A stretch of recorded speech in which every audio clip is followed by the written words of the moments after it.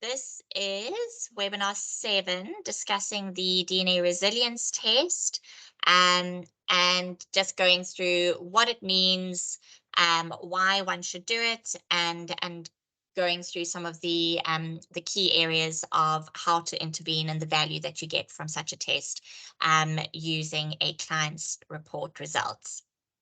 So just a quick overview of what DNA resilience is all about and what it provides is really, I mean, considering the last few years, the pandemic, the stronger emphasis on mental health because of what we've been seeing coming through with the with mental health conditions in the workplace because of high stress.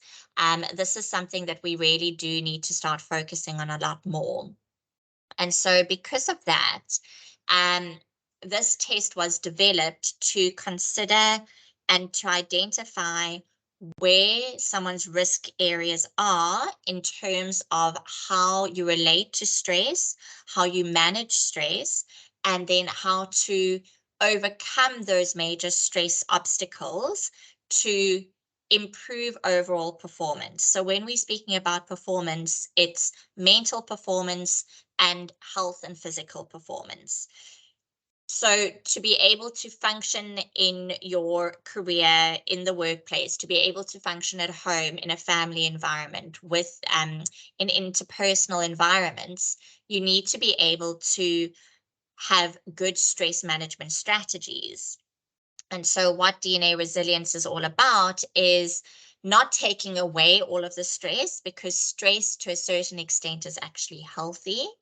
But what resilience means is that ability to bounce back, that ability to be malleable in the face of adversity, and actually come out stronger at the end of it. So when we're looking at the genetics of resilience, we're looking at these 7 key biological pathways that influence resilience and stress management ability. These are in the areas of neuropeptide Y, oxytocin, your brain-derived neurotrophic factor, your stress axis, norepinephrine, dopamine, and serotonin. And they all actually, no single biological area can be seen in isolation. There's strong interplay between each of these. And what's really nice to know is that by supporting one area or having a strength in one area and actually optimizing that, or then looking at another area where there's a strong relationship, you can actually overcome those major stress barriers by improving one biological area will actually strengthen another biological area. And this is done by understanding what genetic variants you carry that lead to the functioning of these biological areas, and then looking at how diet, lifestyle, supplementation, and exercise interact with these biological areas, with gene expression, to eventually give you your phenotype. And this is what is happening right here and now in terms of our environmental factors, our diet, lifestyle, supplementation, etc. But also what we've been exposed to in utero, going through to who you are right now. Were you in, did you have a very supportive, happy family environment? Or was there a lot of childhood adversity? Because that also influences how genes are expressed, and the interplay between having a genetic variant that puts you at risk together with having a previous stressful, very stressful life event is going to have a stronger impact on how that biological pathway is going to function, versus if you do not have those variants and you had that adversity, or if you have that adversity, that is also going to influence your overall ability to manage stress at this point in time. But what is interesting with the research is showing that individuals who have genetic variants that lead to possible weaknesses in certain pathways, together with any kind of constant or major stress, acute adversity, there is going to be a decreased resilience. And how do we get that to a place where it is really positive again, based on the insights from what we know about increasing or decreasing specific gene expression using our environmental interventions, diet, lifestyle, supplementation, and exercise. So this is what the test is about, improving resilience outcomes through understanding these biological pathways, these core molecular areas. And so through understanding what is happening with the genes, putting in the correct interventions, we get optimal health outcomes, both cognitive as well as physical resilience. So the report starts out, and here we can see the results summary page, where we can see that the summary of, based on the genetic variations that this individual carries, you can then see where there may be a strength, and then where there may be areas for improvement. And we want to use that kind of wording here to really emphasize the importance of every area has strengths, and it's just room for improvement. It's not this major weakness. It's how can you overall improve your outcomes. So wherever the cup is half full, and what we can see here is for neuropeptide Y, oxytocin, the stress axis, norepinephrine, and serotonin, the cup is half full. So we now know that those are the areas that if we intervene appropriately at that genetic level, that personalized level, we can fill that cup up and get a much greater response in that area. This person is going to be extremely responsive to positive interventions around what we can do for the stress axis, norepinephrine and serotonin. And then we'll also speak about how we can manage oxytocin, especially relating to the stress axis because they work with each other, and then focusing on neuropeptide Y. Where in this report, the strengths really lie is in the brain-derived neurotrophic factor area and in the dopaminergic system, which means that what we're looking at from the research with brain-derived neurotrophic factor and dopamine, they're very strongly related to reward to motivation. And so we could, getting more information from the person is always really important, but seeing this, we're able to see dopamine is so strongly related to drive, to being driven. And the brain-derived neurotrophic factor also strongly related to reward, to motivation. And so because of these two areas being high, the strengths lie there. So we can already assume when stress does start to impact this person, we know that the drive is going to come from your brain-derived neurotrophic factor and your dopamine systems. And so the strength lies there. And I would assume that this person has quite a strong drive to get things done. And the motivation is also strongly there. So those are always really important to emphasize as well, that they are really great strengths coming through over here. These scores are based on the genetic variations that are coming through in each of these molecular areas, which I will start going through after we've just gone through this key areas summary page, where based on where you have come up with low or moderate scores, so where there's this cup half full scenario, we are going to see the interventions that need to be put into place to support those areas further. So what you can see really quickly over here is I always talk about this page as your page that you stick on your refrigerator, you keep next to your bedside table. You identify what is the first step I can put into place, I can take to start improving each of these areas. And so you start highlighting, what do I need to do to optimize this specific area to improve overall resilience? And this is really I would say it's almost like the best summary page to look at when considering how to manage all of these areas. So starting off, I would say, so, I mean, you can see with neuropeptide Y, I'll get into the details more, but you can see there very quickly about looking in terms of diet, what to do, supplementation. We're going to see the B complex, the methylfolate coming through. So that's going to be important to consider, and as well as some adaptogens that can be considered over there as well.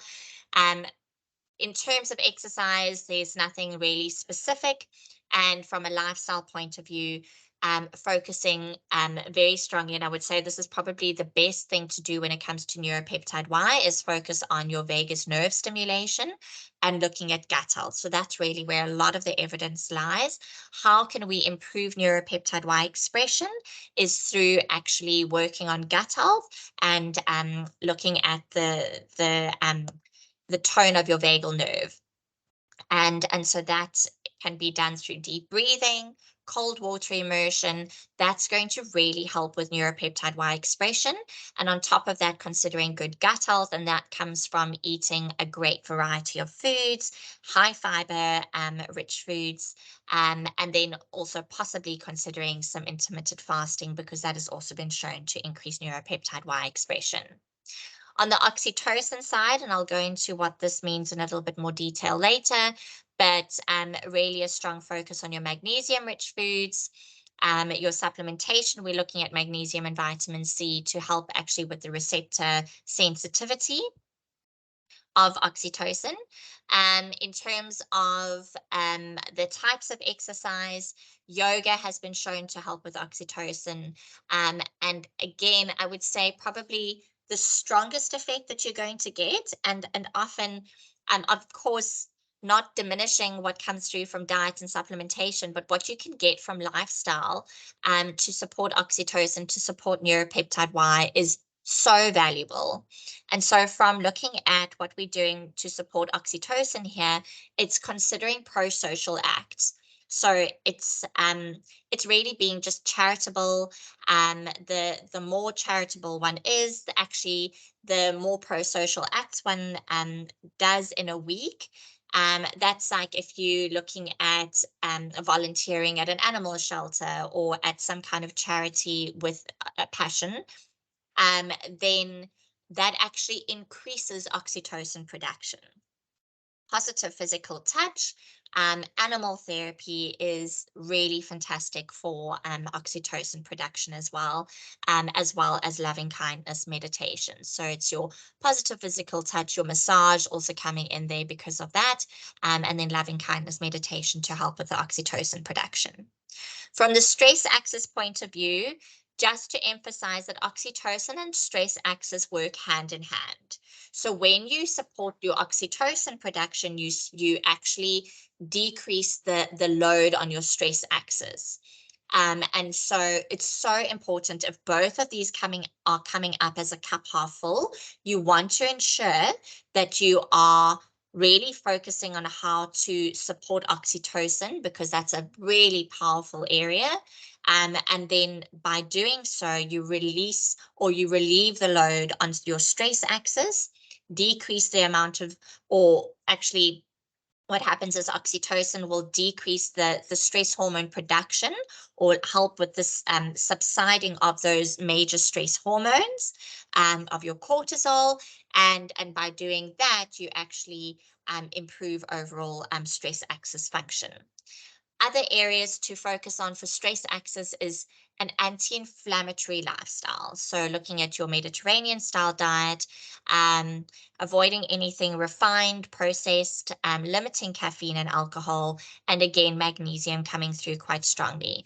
And that's because these two have such a strong interplay. So magnesium is going to be a really, really important nutrient to focus on for this individual. Other than that, your anti-inflammatories coming through quite strongly, vitamin D, omega-3 fatty acids, your NAC, as well as some adaptogens. From an exercise point of view, regular exercise has been really shown to help, and moderate intensity exercise, as well as then also focusing on bouts of high intensity training. And so looking at things like your swimming, your yoga, and then on top of that, including high intensity interval training, and that has been shown to be really beneficial for the stress axis. And then again, vagal nerve activation through some of the things I already mentioned: meditation, deep breathing, cold water immersion, if you're up for that. From then looking at two other areas where these came out quite low, and so we really want to work on improving them to get to that full potential. So definitely on stress axis, norepinephrine and serotonin, we want to go the full hog on that. And again, emphasizing the importance of the Mediterranean style diet. The reason for that coming through time and time again here is because we've seen that Mediterranean style diet actually helps to increase healthy neurotransmitter production, regulate neurotransmitter production and breakdown, really good in terms of anti-inflammatory effects, and has many of the supportive nutrients to support stress management. So to decrease inflammation, to help with, again, as I said, the neurotransmitter production and breakdown, really very important there. On top of that, again, looking at for your norepinephrine, some of your cofactors, your zinc and copper rich foods, vitamin C, vitamin A rich foods as well, for in terms of immunity function, really important coming through there.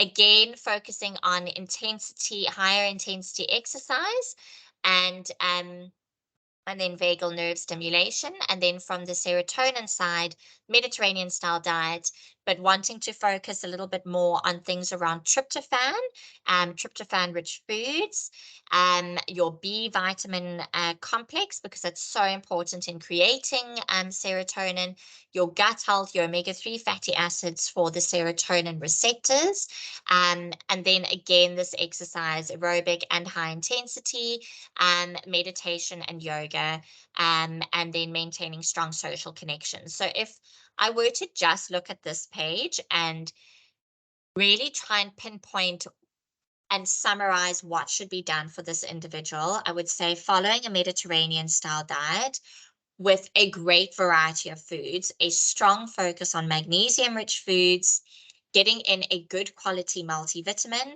an omega-3 fatty acid, magnesium morning and evening, and then also looking at your a good vitamin D on top of that. From further supplementation, depending on the stress level and where, and if there are certain times where stress is really pronounced, I would consider looking at tryptophan. And tryptophan is best taken in without any of the other amino acids, because there is such strong competition for tryptophan absorption and getting through the blood-brain barrier. You really want to have it as almost as a single nutrient. It also does well taking in tryptophan with a carbohydrate. There's better use of tryptophan with your albumin through by doing that, and then looking at good gut health. So probiotic, variety of foods, looking at some of your fermented foods, really, really important from a gut health perspective. From an exercise point of view, regular moderate intensity exercise, but specifically including high intensity training at least 3 days a week. And then from a lifestyle point of view, it's all about vagal nerve stimulation. So looking at deep breathing, and that is something that you can practice and get better and better at, but it's something that you really do need to practice and focus on. Looking at cold water immersion, and then gut health to help with that vagal nerve as well. Positive social connections, extremely important. Having a good supportive environment, positive physical touch, and animal therapy, pro-social acts as well coming through. So that would be the overall recommendation, advice to take home to really improve resilience and stress management. If we were to go into each of the areas in more detail where there are weaknesses, I'll start with neuropeptide Y and just what it means. But before I do that, I just want to show you how to read the report and how really straightforward we try to make it, how all of the information is in fact there for getting further insights of what the gene does, what it means for you, and what to do about it. So looking at neuropeptide Y, that is encoded by your NPY gene. Because of the genetic variation that you carry, there's increased support, and so altered molecular function leading to increased support required. So whenever you see the up arrow, it means do something about it. Focus on here. This is an up. We need to up the strength in this area. And so what that means from a molecular point of view and how that influences your stress management outcomes and your resilience, we see that NPY, encoding your neuropeptide Y, protects against stress-induced depression, worry, and anxiety. It's extremely important in managing inflammation as well. So when we're under stress, psychosocial or physical stress, we actually have a spike in inflammatory genes, IL-1 being one of them. And so when there's that spike in inflammatory genes, what happens is neuropeptide Y comes along to just balance everything a little bit more, to make everything a little bit more mellow, because when we've got this spike in inflammation, spike in your inflammatory genes, we then see that there's going to be a much higher stress response. Everything becomes on high alert. And what NPY is responsible for doing is just saying, okay, we can be on high alert, but let's just control a little bit more, keep it contained, and not let it control our life. This is especially important for individuals who have been through major stress adversities in the past, because what happens then is major stress actually decreases the ability to produce NPY. On top of that, we've got inflammation that comes in, and then you've got this chronic low-grade inflammation setting in, and NPY is not able to appropriately dampen that effect. So that just being really important from a neuropeptide Y perspective and managing inflammation. If you just give me one moment, please, I just need to check something.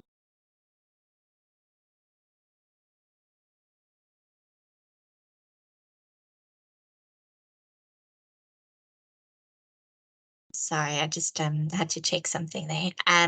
Okay, so when we're looking then at inflammation, just again, really important to consider previous life experiences, and looking at how really managing inflammation and trying to improve gut health is going to be extremely important for helping to further produce NPY.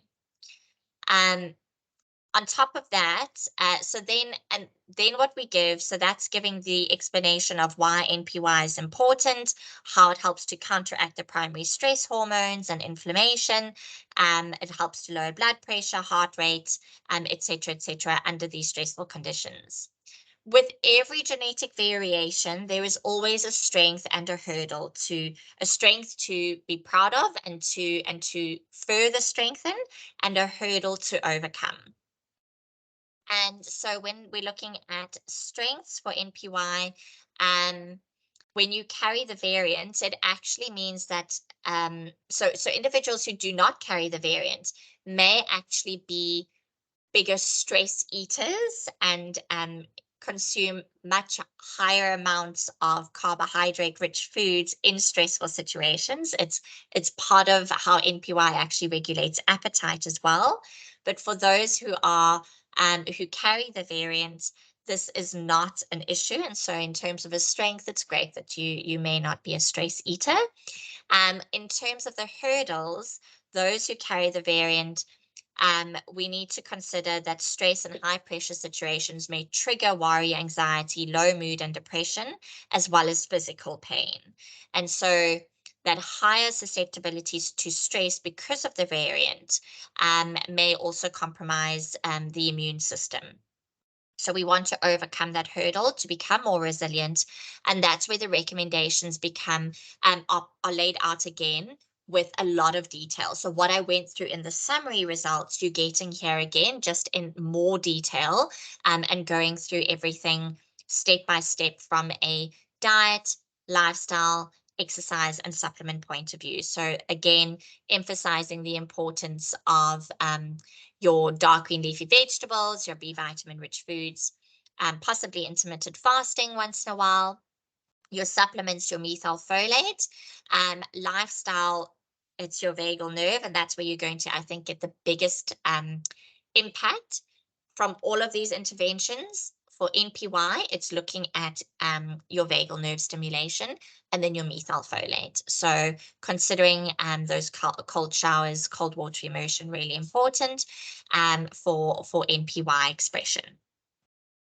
From the oxytocin side, oxytocin, I think, is, I mean, generally considered, if you read about it quickly in the literature, it's always about oxytocin being expressed during childbirth, a lot of it. The reason for it is it actually subsides pain or decreases pain sensitivity, and it helps with bonding. So your oxytocin is your bonding hormone, and really, really important for decreasing inflammation and decreasing pain. So beyond childbirth, any positive physical touch is also going to improve oxytocin production. It's been very strongly related to stress management outcomes, as well as interpersonal relationships. So where we have the variant coming through here, again, we will see strengths and hurdles for every genotype. What the gene is encoding is your oxytocin receptor. So we produce the oxytocin, but the receptor needs to be made a bit more sensitive to actually hear that oxytocin, to feel that oxytocin, and for then the effects to take place.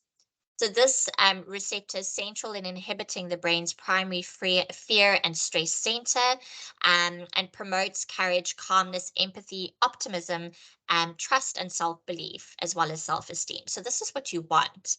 You want high amounts of this.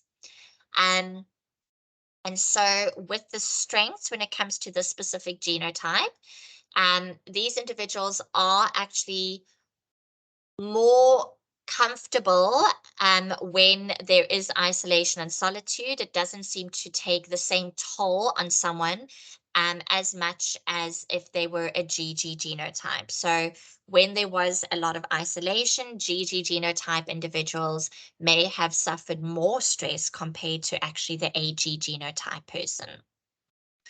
However, from a hurdles point of view for the AG genotype, what we need to overcome is that stress and protracted pressure can increase your risk of mood disorders, pain, depression, anxiety, and especially when there are very stressful situations, your response, if this has not been trained and recognized, high pressure situations, especially in a social environment, may lead one to be more reactive and less in tune with other individuals' emotions. So you become, I always think of it as someone in a late for an airplane at the airport, and you see a family and you see one person just rushing ahead and just like getting quite flustered in that situation and not taking control of the situation and managing everyone else's emotions at the same time to get everyone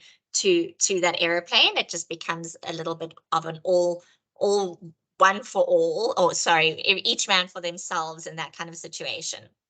And so that's where by being more aware of this genotype, having the skills to overcome that kind of stress, going into doing psychosocial therapy is sometimes recommended, especially if there have been previous adverse events for this kind of person, for this specific genotype. It's really important to look at how to manage that stress better. So again, I would say from a lifestyle point of view, that is where you're going to get the strongest emphasis on this gene receptor, the production of the gene. And so looking at what to do with lifestyle, it's making a conscious effort to show more compassion, care, support, empathy, possibly considering psychosocial therapy if there were adverse exposures in the past. Very, very important. Because this person may be more prone to post-traumatic stress disorder with those adverse effects and with that variation. So it's the combination that's really important. And so the earlier it is managed and treated and dealt with, the better.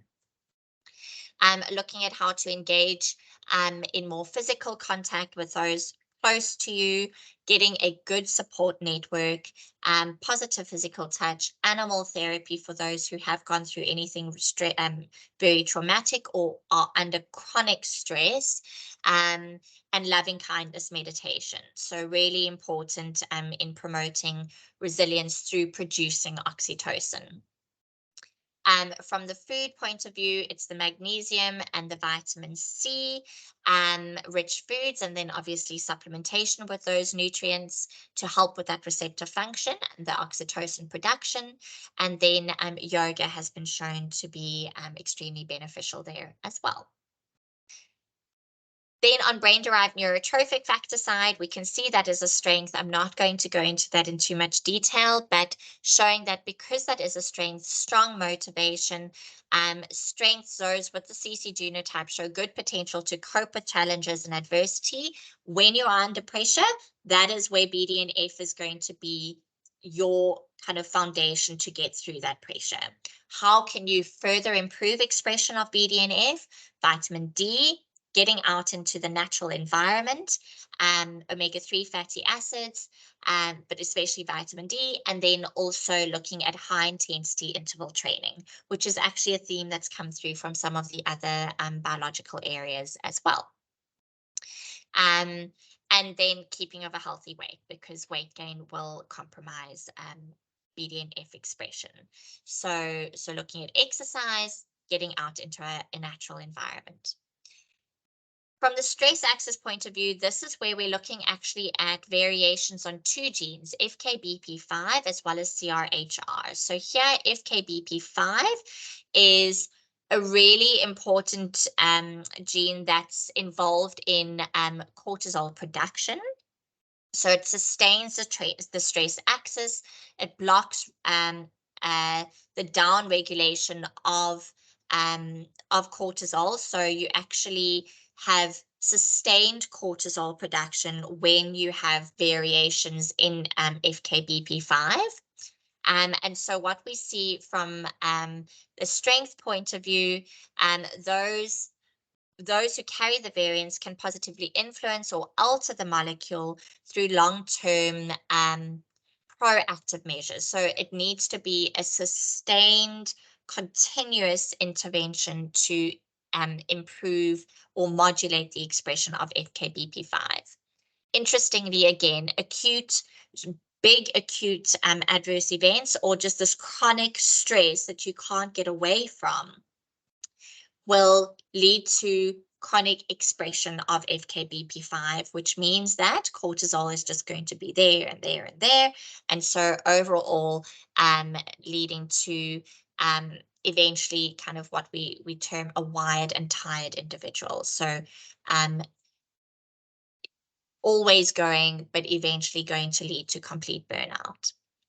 From the hurdles point of view, those stressful events or conditions are going to be, this person is more susceptible to the negative effects of stressful events and conditions, leading to increased risk for anxiety, low mood, depression, and burnout. To support FKBP5, we have spoken about all of the interventions already to support overall stress axis, but we can see here looking at very much avoiding processed sugars, avoiding any kind of food intolerances, so looking at gut health being really important. In terms of lifestyle, we want to focus on really managing weight and fat percentage, because where FKBP5 is produced is in fat. And we know someone who's going to is stressed, wired, and tired is probably producing more visceral fat than we would like it. So it becomes a bit of a vicious circle. And so stress management is absolutely imperative. Managing that fat percentage is really important to reduce the FKBP5 production. On top of that, it's your vagal nerve activation with a lot of interventions that are provided for you in the report. Exercise, we're looking at swimming, yoga, and both aerobic and resistance. And then from a supplement point of view, we want to support FKBP5 and overall cortisol production and modulation through your N-acetylcysteine, vitamin D, zinc, magnesium, and omega-3 fatty acids coming through really importantly over there. And then on the CRHR side, this is actually looking at the receptor for your corticosteroids. So how sensitive is this receptor in actually receiving your stress hormones and leading to these stress phenotype events coming through. And so here, when you see the variance on CRHR, there's a much stronger risk for stressful events, you being much more sensitive to stressful events, and there's a greater fear response to demanding and challenging circumstances. An interesting way in which this gene was actually studied is that individuals, it was an observational study where they took obviously the case and the control group, and they put them through a very stressful interview process and measured cortisol pre and post this interview process. And they also measured genotype for CRHR.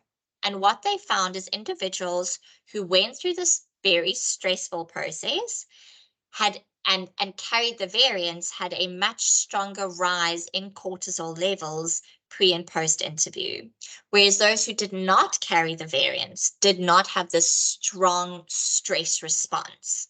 And so if you think of any kind of daily activity, if you're stuck in traffic, if you have an altercation with someone, there's a lot of work stress, anything like that, if for someone who is carrying these variants, there's going to be this much stronger rise. And then it's looking at FKBP5 and oxytocin. How are we going to suppress that? Is FKBP5 going to continue to drive it up, or do we have oxytocin to actually suppress it and modulate and contain it? Do we have NPY to also contain this explosive scenario? So the stress is good to a point, but then we want to maintain it. And so this is the person who might have a stronger response. And so how do we kind of modulate that a bit better? So to modulate these receptors, we're looking at, again, as we did with FKBP5, avoiding the refined carbohydrates, limiting alcohol, avoiding the food intolerances. From a supplement point of view, it's your vitamin C and omega-3 fatty acids. From an exercise point of view, high intensity exercise training really shown to inhibit the release of those stress hormones. And then from a lifestyle point of view, we want to focus on reframing. And this is it can be quite a challenging exercise to get right. Interestingly, people who have weaknesses in their dopamine pathways may not be as good at reframing as those who do not have weaknesses. So for this person, the dopamine is strong, and so reframing is something we should really be able to work on. So what reframing is all about is viewing stressful and challenging situations in a positive light, always trying to turn it around to see what can I learn from this, get from the situation to improve the next time I'm faced with this kind of scenario, to see it in a more positive light, to turn it around to be more advantageous to me. Of course, some situations it's very difficult to see the positive. But it's about, you can see I'm the person with the weak dopamine side. Reframing is not my strength, but it is really important to practice it to see where are you, how can you look at a situation and actually turn it around to see the positive in each side. On top of that, vagal activities, really a big focus here. And then, as I've mentioned, oxytocin is going to dampen these stress hormones. So how can we further produce and support oxytocin? And I would say that's a core aspect of this specific report, because both stress axis and oxytocin have come out with for areas to be worked on. We really want to support oxytocin as much as possible. And so the interventions for focusing on techniques and measures to improve and target oxytocin is going to be a major focus area for this person. Looking at norepinephrine, it's looking at the contribution again to resilience here is on the low side because of the genetic variation that we're seeing. This is looking at the conversion. So DBH encodes an enzyme that converts your is your dopamine beta hydroxylase. It converts your dopamine into norepinephrine, and so it promotes focus and sustained attention. So what we're seeing is that conversion is not that good from dopamine into norepinephrine. This can be seen as almost a double-edged sword, because in certain situations, we see that this person actually from earlier on, we saw that the dopamine was really good. And so overall, we've just got a really strong dopamine response. So under stressful situations, we are relying on the dopamine. Norepinephrine, we want a bit of it, but we also don't want a huge conversion to it all the time.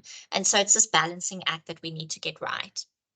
But what we do see is in acute stressful situations, we want the norepinephrine because it kind of gets you into this activation mode of getting through the stressful event. So in terms of strengths, individuals with the T variant are responsive to environmental input, and this molecule can be positively influenced and altered in the long term through proactive measures. On the hurdle side, what we need to overcome is under very stressful conditions, the following issues may arise: the anxiety, the difficulty in maintaining sustained attention and focus, and possibly aggressive outbursts and behavior, impulsiveness, blood pressure response, and spikes in blood and blood sugar irregularities. So it's just on how to better manage this enzyme function. And so looking at the interventions here is to manage the dopamine side and the norepinephrine side. So blood sugar maintenance, really important, keeping blood sugar levels as controlled throughout the day. Also considering specific focus foods to provide nutrients of zinc, copper, vitamin C, vitamin A, and your N-acetylcysteine. On the lifestyle side, it's again looking at your vagal nerve stimulation, but I would say most importantly to support norepinephrine is the exercise. So intense exercise exceeding 85% of VO2 max, so that high intensity training is going to be extremely beneficial to balance this norepinephrine. And then looking at balancing that out also with some moderate intensity exercise. So from an exercise point of view, to really manage norepinephrine outcomes, it's this exercise. The dopamine for this person is really great. So whenever there is a stressful event, this is probably where the support is coming from in terms of good focus, especially during chronic stress, this is going to be really a big focus area and a big strength area. So no variants coming through here.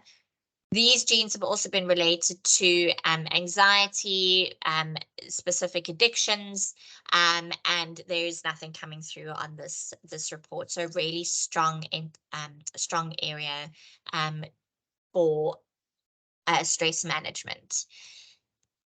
And then lastly, where we do want to focus, because again, there is some work required to get to that cup full, is looking at serotonin. So serotonin, we can consider it's like our happy hormone, our happy neurotransmitter. It's made in the gastrointestinal tract. 95% of it is made there. It doesn't cross the blood-brain barrier when it's made outside of the brain, but there's a very strong interaction of the serotonin that is produced in the gut and how that interacts via the vagal nerve. Remember, that's like how you attach your gut to your brain through the vagal nerve. And there's strong messaging that occurs through the serotonin produced in the gut and then what is actually expressed in the brain. So important to maintain good production of serotonin within the gut, good gut health, and showing that actually very interesting research looking at the effect of probiotics and the production of serotonin and serotonin receptor sensitivity, in fact, in the brain.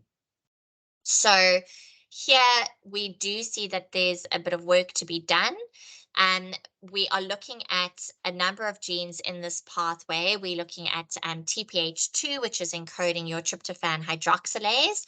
That's actually looking at the enzyme that helps to convert tryptophan into, it's the first step, it's a rate limiting step for oxytocin production. And we see that area requires some work. So from a hurdles point of view, I'm just going to focus on that. Like high likelihood of depression, anxiety, developing sort of this, like the panic, the anxiety, if there's a high stress and a chronic stress, decreasing the ability to produce GABA and to sleep well. So GABA, remember, also is like this calming hormone that you want. From the other two, we are seeing HTR1A and HTR2A. These are both serotonin receptors, where we are seeing that these receptors are not functioning as well as we would like, and so, or have altered function. And so because of that, I'm going to go to the last part over here where all the recommendations for each of these are quite similar. But because of that, in these receptor functions, we're seeing that these stressful events, and especially chronic stress, if not managed, and if someone is in a poor environment from a dietary, lifestyle, exercise point of view with chronic stress, much higher risk for depression, anxiety, compulsive behaviors coming through, and eventually affecting physical health as well. So we want to ensure that we are supporting these receptors from a supplementation point of view. I mentioned the vitamin B and the omega-3 fatty acids, really, really important for helping with receptor function, as is vitamin D. In terms of diet, Mediterranean style diet has been shown to have the best effects on serotonin production and helping with inflammation, which will then in turn support overall serotonin production in the gut as well and help with that good gut health to speak to the brain. From a lifestyle point of view, we want to focus on the social connections, and then on the exercise, aerobic exercise is absolutely fantastic for really triggering serotonin production. On the serotonin receptor 2, it's a very similar message coming through. This higher stress-related negative or pessimism, negative reactions in a high stress situation, leading to poor sleep patterns as well. And so how do we support that? Looking at your melatonin, but looking at good sleep hygiene, your social connections, And then specifically getting out into nature, which has been shown to be extremely beneficial in increasing serotonin production. Your omega-3 fatty acids are magnesium and chromium will really help in terms of the receptor function in this case, the exercise, and the Mediterranean style diet. So each of the genes in the DNA resilience report are discussed in much more detail when there are weaknesses in the specific area. So areas that you do have a hurdle and you want to really improve the outcomes, that's what you want to focus on, and you can get into the key detail of each gene, how to support it, what are my strengths, what are my hurdles. But I think the nicest part for me is maybe understanding what does the molecule do, what is the overall area function, which is always given at the top. So that's always given there. And then actually my favorite two pages in the report, which gives the most detail and I think sums up everything so nicely. So what I went through in the first part of this recording is looking at where are my strengths, where are the weaknesses, where are the strongest focus areas, so looking at the low points that we really need to build on. Then we need to also always consider any of the moderate areas, and then where do my strengths lie when I'm under stress?